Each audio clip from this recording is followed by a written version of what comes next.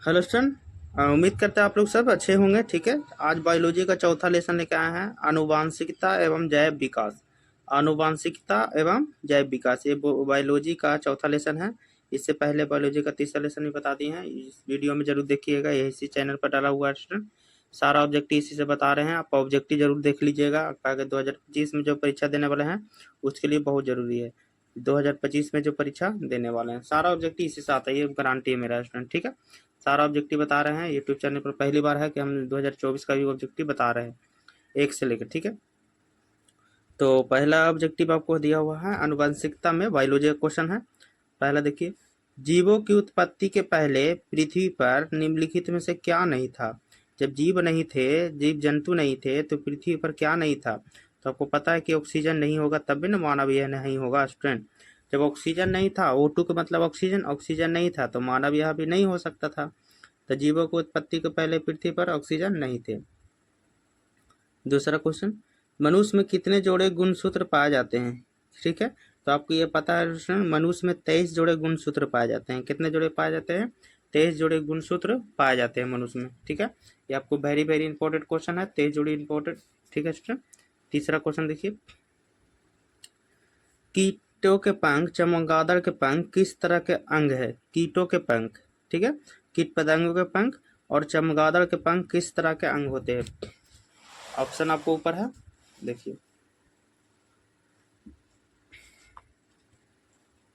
तो कीटों के पंख और किसके बोले थे, चमगादड़ के अंग। ठीक है, तो चमगादड़ के पंख समजात अंग है, अवशेषी अंग है या समवृत्ति है। समजात अंग बने उसके जात केवल अंग है, या समवृत्ति मतलब कि उसके बराबर का अंग है। ठीक है स्टूडेंट, तो आपको होता है कीटों के पंख और चमगादड़ का पंख समवृत्ति अंग होता है। कैसे होता है? समवृत्ति अंग होता है, यानी दोनों का अंग समान से ही निकलता है। ठीक है, चौथा देखिए, वर्तमान प्राणियों में कुछ संरचनाएं ऐसी पाई जाती है जिसका शरीर में अब कोई नहीं उपयोग रह गया है। ऐसी संरचनाओं को क्या कहते हैं? वैसे प्राणियों कुछ ऐसी अवस्था है जिसके शरीर में अब कोई उपयोग नहीं रह गया। समजात अंग, अपशेषी अंग, समवृत्ति अंग, इनमें से कोई नहीं। ठीक है स्टूडेंट, तो ये अपशेषी अंग, अपशेषी अंग माने फालतू, शरीर का फालतू अंग, ये उसको अपशेषी अंग कहते हैं। जब हमारे शरीर में कोई काम नहीं होता है उसको अपशेषी अंग कहते हैं। पांचवा देखिए, जीन शब्द की प्रस्तावना किसने दिया था। जीन शब्द की प्रस्तावना वाटसन या मेंडल या बेटसन, इनमें से कोई नहीं। जीन शब्द के इनमें से कोई नहीं दिया था स्टूडेंट। ठीक है, इनमें से कोई नहीं है, न वाटसन न मेंडल न बेटसन, इनमें से कोई नहीं। जीन शब्द का प्रस्तावना इनमें से कोई नहीं दिया था। अगला देखिए क्वेश्चन, छठा देखिए, छठा दिया, कौन सा वैज्ञानिक मेंडल के नियमों की पुनः खोज से संबंधित है। नियमों की पुनः खोज के संबंधित है मेंडल। तो कौन से वैज्ञानिक थे जो मेंडल के नियमों की खोज की वैज्ञानिक थे?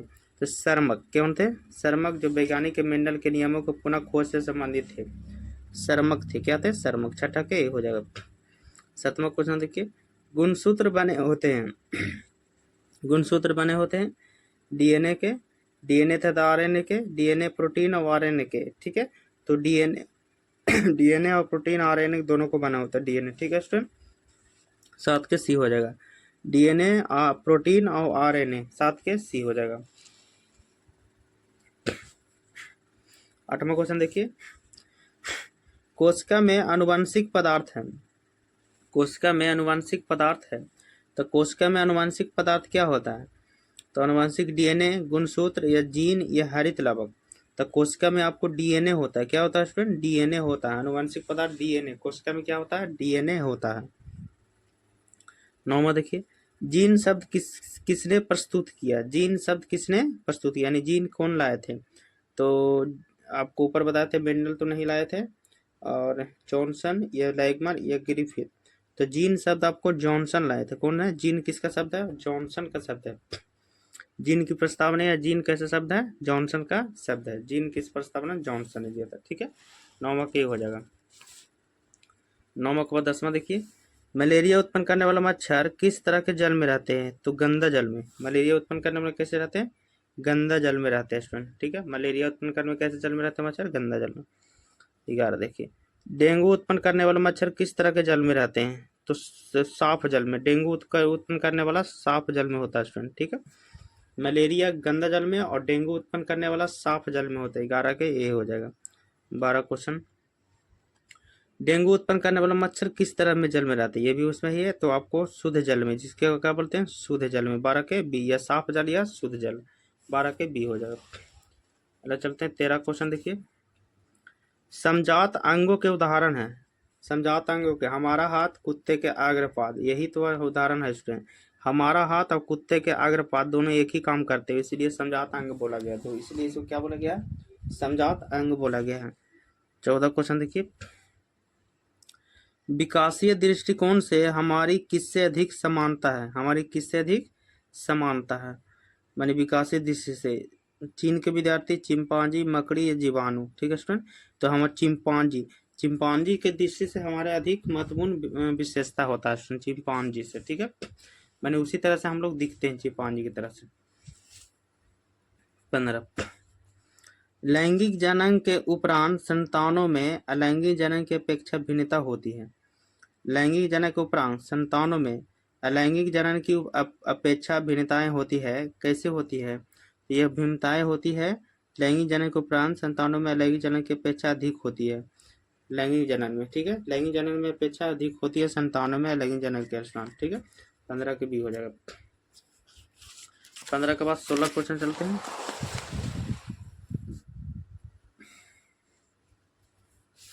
16 क्वेश्चन देखिए। मेंडल ने अपने प्रयोगों के लिए किस पौधों को चुना था। मेंडल ने अपने प्रयोगों के लिए मटर के पौधे चुने थे। किस पौधे चुने थे, मटर के पौधे चुने थे। 16 के ए हो जाएगा। 16 के बाद 17 क्वेश्चन देखिए। फ्रेडरिक मीसर ने न्यूक्लिक नाम किसे दिया था। फ्रेडरिक मीसर ने न्यूक्लिक नाम किसे दिया था।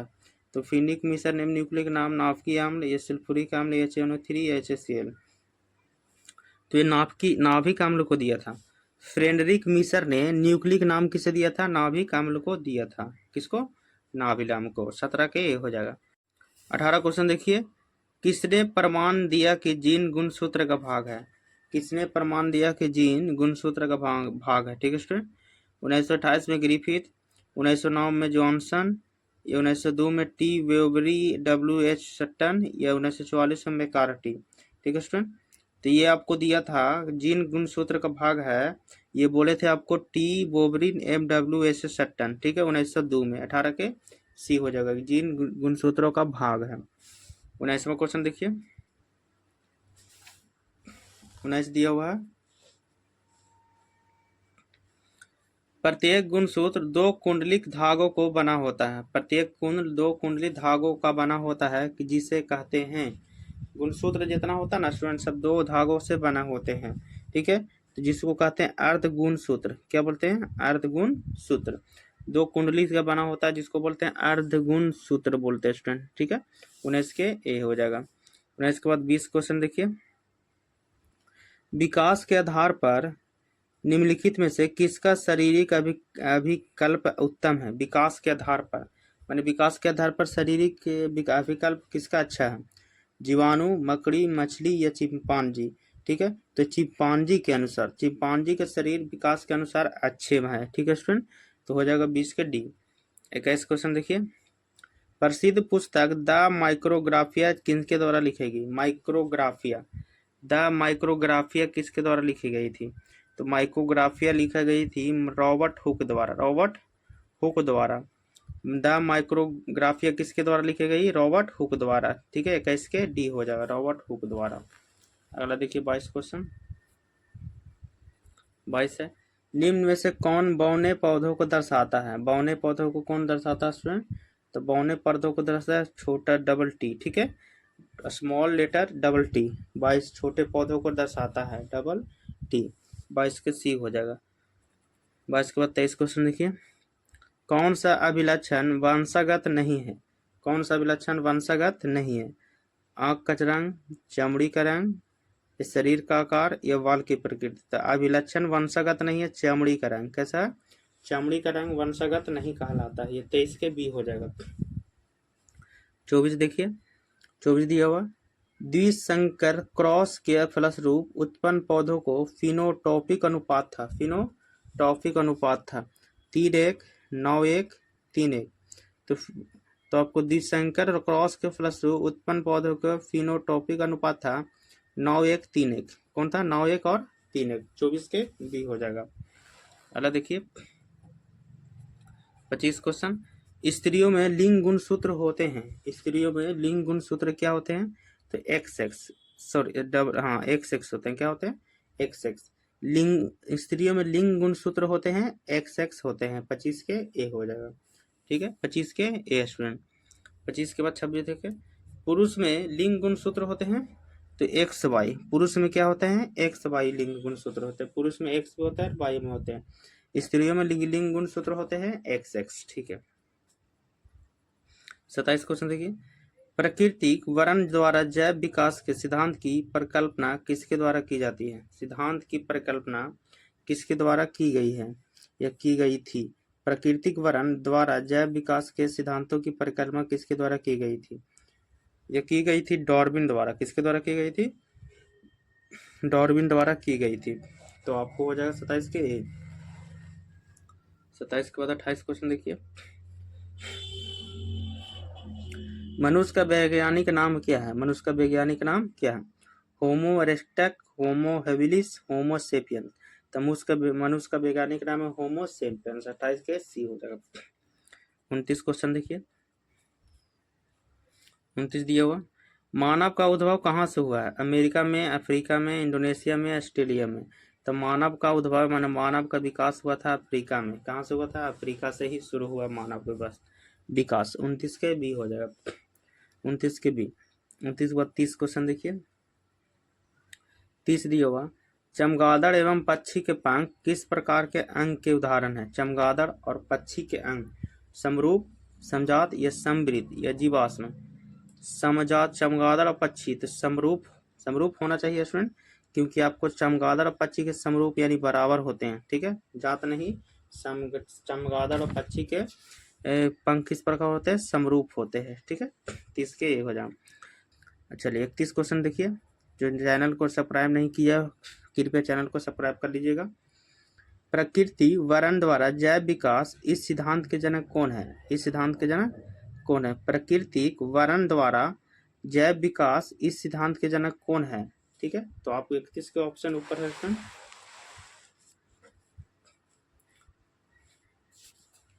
तो ये है आपको लैमार्क या रॉबर्ट चार्ल्स डार्विन, चार्ल्स पर या अल्फ्रेड। ठीक है स्टूडेंट, तो ये आपको है Charles Darwin, Charles Robert Darwin. प्रकृति वर्ण करती है चार्ल्स डार्विन ने कहा था स्टूडेंट। ठीक है, 32 क्वेश्चन। वंशगत नियमों का प्रतिपादन किसने किया था? वंशगत नियमों का प्रतिपादन चार्ल्स डार्विन, रॉबर्ट हुक, जेसी बॉस या ग्रेनर जॉन मेंडल। तो ये आपको किया था ग्रेनर जॉन मेंडल। वंशगत नियमों का प्रतिपादन जॉन मेंडल किया था। 32 के डी हो जाएगा। 33 क्वेश्चन देखिए। 33 दिया। इनमें कौन सही है? डीऑक्सीरिबोन्यूक्लिक एसिड, डीऑक्सीरिबोन्यूक्लिक एनीमिया एसिड, डीऑक्सीरिबोन्यूक्लिक एसिड। ये आपको बी सही है। कौन सही है? मैंने आपको ये फार्मूला पूछ रहा है स्टूडेंट। ठीक है, डीऑक्सी एसिड को, ठीक है ना, ये आपको एट्स का आपको फार्मूला इसका आपको पूछ रहा है स्टूडेंट। ठीक है, एट्स समझ गया। तो 33 के आपको 33 के बी सही है,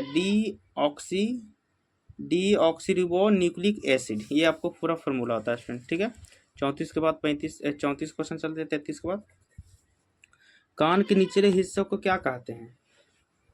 कर्णपाली, कर्णरक्षक, कर्णपोशी, कर्णधार। कान के नीचे कर्णपाली बोलते हैं, कर्णपाली बोलते हैं। 34 के ए स्टूडेंट। 34 के कान के निचले हिस्से को क्या बोलते हैं? कर्णपाली। ठीक है, 35 क्वेश्चन देखिए। जैव विकास को सर्वप्रथम किसने समझाया था? जैव विकास को लमार्क, डार्विन, अरस्तु या वाइसमान। तो आपको जैव विकास को समझाया था लामार्क ने। किसने समझाया था? लामार्क ने समझाया था जैव विकास को। ठीक है, तो आपको 35 के हो जाएगा। 35 के बाद चलिए 36 क्वेश्चन देखिए। 36 है, विभिन्नताएं कितने प्रकार की होती है? विभिन्नताएं कितने प्रकार की होती है? तब विभिन्नताएं आपको 2 प्रकार की होती है। कितना प्रकार के? 2 प्रकार के होती है। ठीक है, 37 क्वेश्चन देखते हैं। किसी जीव की जीन संरचना उस जीव का कहलाता है। जीन संरचना, जीन स्वरूप, जीनोटाइप, जेनेटिक्स, ये भी दोनों। तो जीन संरचना क्या कहलाता है? तो जीन स्वरूप और जीनोटाइप, यानी ये भी दोनों कहलाता है। 37 के सी हो जाएगा, 37 के सी। 37 पर 38 क्वेश्चन देखिए। जीन प्रारूप वातावरणीय दर्शाओं द्वारा निर्धारित वैसे आनुवंशिक लक्षण या विशेषक जो स्पष्ट रूप से दिखाई देते हैं उसको क्या कहलाते हैं? जो जीन प्रारूप और वातावरणीय दशाओं द्वारा निर्धारित वैसे आनुवंशिक लक्षण जो विशेषक जो स्पष्ट रूप से दिखाई देते हैं उसको क्या बोलते हैं स्टूडेंट? तो इसको बोला जाता है, 38 है ना, जीन प्रारूप, जीनोटाइप, लक्षण प्रारूप या जेनेटिक्स। तो जो दिखाई देते हैं उसको लक्षण प्रारूप बोलते हैं। क्या बोलो? लक्षण प्रारूप बोलते हैं। 38 के सी हो जाएगा। 38 के बाद 39 क्वेश्चन देखिए। ग्रेगर जॉन मेंडल व्यक्तिगत जीवन में क्या थे? ये जॉन मेंडल बचपन में क्या थे? तो बचपन में नाभिक, व्यापारी या पादरी हुआ करते थे। क्या होते थे? पादरी हुआ करते थे। मेंडल क्या थे बचपन में? व्यक्तिगत जीवन में पादरी थे। तो 39 के सी हो जाएगा। 39 के बाद 40 क्वेश्चन देखिए।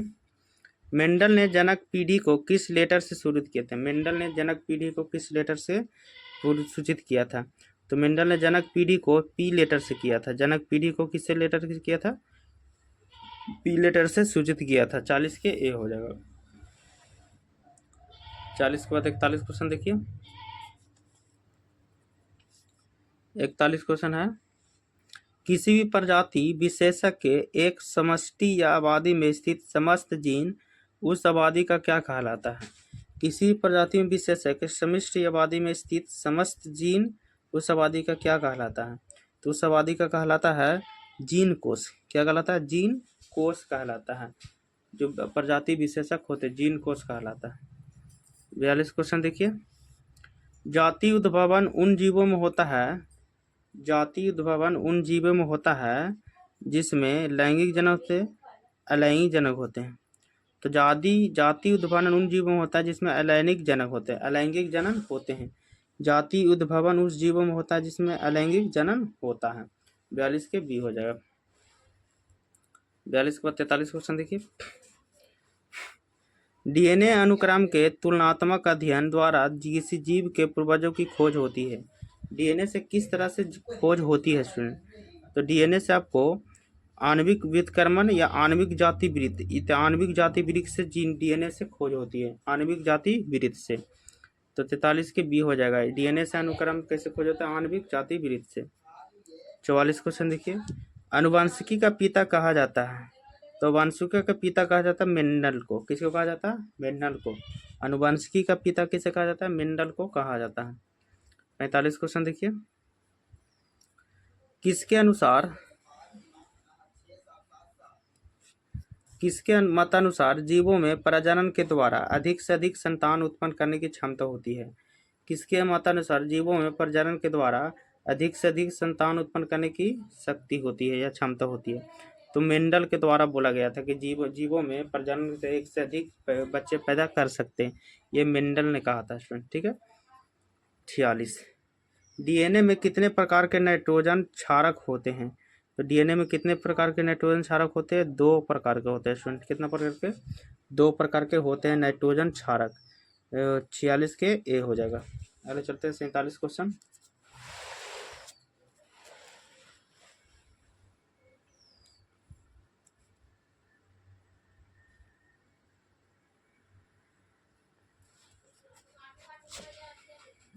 क्वेश्चन दिया हुआ है।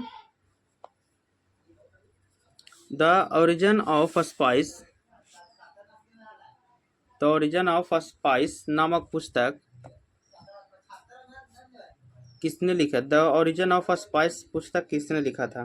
तो ये लिखे थे डार्विन ने। द ओरिजिन ऑफ स्पाइस नामक पुस्तक की रचना किसने किया था? डार्विन ने किया था, ठीक है स्टूडेंट। 47 के ए हो जाएगा। 48 क्वेश्चन देखिए। किसी जीव की जीनी संरचना कहलाता है। किसी जीव की जीनी संरचना क्या कहलाता है स्टूडेंट? किसी जीव की जीनी संरचना कहलाता है तो लक्षण रूप या जीन रूप, जीन प्रारूप या जीनोटाइप या अनुवांशिकी या भिन्नता। किसी जीव की जीनी संरचना कहलाता है जीन स्वरूप प्रारूप। क्या कहलाता है? जीन प्रारूप कहलाता है, जीन प्रारूप कहलाता है। 48 के बी हो जाएगा। 49 क्वेश्चन देखिए, जीव विज्ञान की वह शाखा जिसके अंतर्गत विभिन्नता तथा आनुवंशिकता का अध्ययन किया जाता है। जीव विज्ञान की वह शाखा जिसके अंतर्गत विभिन्नता आनुवंशिकता का अध्ययन किया जाता है। तो ये किया जाता है जीवाश्म विज्ञान, भ्रूण विज्ञान, जीव विज्ञान, आनुवंशिकी। तो जीव विज्ञान की वह शाखा जिसके अंतर्गत विभिन्नता आनुवंशिकता का अध्ययन किया जाता है, आनुवंशिकी विज्ञान कहते हैं। क्या बनते हैं? आनुवंशिकी विज्ञान कहते हैं, जिसमें आनुवंशिक का अध्ययन किया जाता है। 49 के डी हो जाएगा। 49 के बाद 50 क्वेश्चन देखिए, 50 दिया हुआ, अफ्रीकी मानव का सबसे निकट संबंधी कौन है? जो अफ्रीकी मानव है सबसे निकट संबंधी कौन है स्टूडेंट? तो चिंपांजी है। कौन है? चिंपांजी सबसे निकट संबंधी है। 50 के ये हो जाएगा। 51 क्वेश्चन देखिए, 51 दिया हुआ, पक्षी तथा तितली के पंख होते हैं। पक्षी तथा तितली के पंख कैसे होते हैं स्टूडेंट? तो पक्षी और तितली के पंख होते हैं समजात या समाज या अवशेषी अंग। समजात अंग होते हैं। कैसे होते हैं? समजात अंग होते हैं। 51 के पक्षी और तितली के पंख हैं असमजात होते हैं स्टूडेंट। क्या होते हैं? असमजात होते हैं। असमजात अंग, पक्षी और तितली के अंग जो होते हैं असमजात अंग होते हैं। सॉरी, ये कॉमन के बी हो जाएगा स्टूडेंट। ठीक है। 52 देखिए, अवशेषी अंग का उदाहरण है। अवशेषी अंग का उदाहरण कौन है? इसको कर्ण पल्लव की पेशियां, पुच्छ, केरिसिंग, निषेचक पटल, इनमें से कोई, इसमें सभी। तो ये अवशेषी अंग इनमें से सभी है स्टूडेंट। ठीक है। 52 के डी हो जाएगा। 52 के डी। 52 के बाद 53 क्वेश्चन देखिए, निम्नलिखित में से कौन सा अवशेषी अंग मानव में पाया जाता है? तो अवशेषी अंग अपेंडिक्स जो होता है मानव में पाया जाता है। 53 के डी हो जाएगा। 54 क्वेश्चन, न्यूक्लियस शब्द किसके द्वारा दी गई है? न्यूक्लियस शब्द किसके द्वारा दी गई है? रॉबर्ट ब्राउन, रॉबर्ट हुक, पलार्ड, बिरशाउ। तो न्यूक्लियस शब्द किसके द्वारा दी गई है? तो न्यूक्लियस शब्द आपको रॉबर्ट ब्राउन द्वारा दी है। न्यूक्लियस रॉबर्ट ब्राउन द्वारा दी गई है स्टूडेंट। रॉबर्ट ब्राउन द्वारा दी गई है। ठीक है। 54 के ए हो जाएगा। 55 क्वेश्चन देखिए, मानव शरीर के एक समान कोशिका में कितने जोड़े गुणसूत्र होते हैं? ये 23 जोड़े गुणसूत्र होते हैं। इससे पहले ही बताए थे। 55 के आपको सी, मानव शरीर के एक समान कोशिका में कितने जोड़े गुणसूत्र होते हैं? तो 55 के आपको सी हो जाएगा। 23 जोड़े होते हैं स्टूडेंट। आगे देखिए 56 क्वेश्चन, मनुष्य, बिल्ली, चमगादड़ के अग्रपाद है। मनुष्य और बिल्ली से चमगादड़ के अग्रपाद क्या कहलाता है? समजात अंग, असमजात अंग, अवशेषी। मनुष्य, बिल्ली और चमगादड़ के अग्रपाद कहलाता है समजात अंग। 56 के ए हो जाएगा। अगला देखिए 57 क्वेश्चन, मनुष्य युग्म में लिंग गुणसूत्रों की संख्या कितनी होती है? मनुष्य युग्म में गुणसूत्रों की संख्या कितनी होती है? तो मनुष्य युग्मक में लिंग गुणसूत्रों की संख्या 2 होता है। कितना होता है इसमें? 2 होता है। 122। चलिए आगे देखिए 58, निम्नलिखित में से किसके जीव विज्ञान का पिता कहा जाता है? तो जीव विज्ञान के पिता अरस्तु कहलाता है। क्या कहलाता है स्टूडेंट? अरस्तु। जीव विज्ञान के पिता कौन कहलाता है? अरस्तु कहलाता है। 58 के बी हो जाएगा। 59 क्वेश्चन, निम्नलिखित में से कौन गुरुत्वानुवर्तन का उदाहरण है? गुरुत्वानुवर्तन का उदाहरण है। तो फल की वृद्धि, जड़ की वृद्धि या फूल की वृद्धि? तो गुरुत्वानुवर्तन का उदाहरण है जड़ की वृद्धि। क्या होता है? जड़ की वृद्धि, ये गुरुत्वानुवर्तन का उदाहरण होता है। ठीक है। तो आपको इसमें से हम क्वेश्चन 59 तक दिया हुआ स्टूडेंट। ठीक है। इसी के बाद 5वां लेसन शुरू करेंगे। आपको अपलोड हो चुका है, 5वां भी देख लीजिएगा स्टूडेंट जरूरी। जो नए स्टूडेंट चैनल को सब्सक्राइब कर लीजिएगा ताकि आपको हमारा वीडियो बनाने में आपको सहायक मिले स्टूडेंट। हम आपको वीडियो पहुंचाते रहें। चैनल को लाइक सब्सक्राइब जरूरी कर दीजिएगा। Thank you.